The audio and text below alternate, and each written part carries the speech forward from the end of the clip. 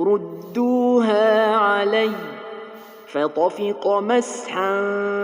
بالسوق والأعناق ولقد فتنا سليمان وألقينا على كرسيه جسدا ثم أناب قال رب اغفر لي وهب لي ملكا لا ينبغي لأحد من بعدي إنك أنت الوهاب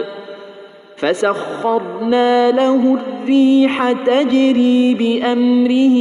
رخاء حيث أصاب والشياطين كل بناء وغواص وآخرين مقرنين في الأصفاد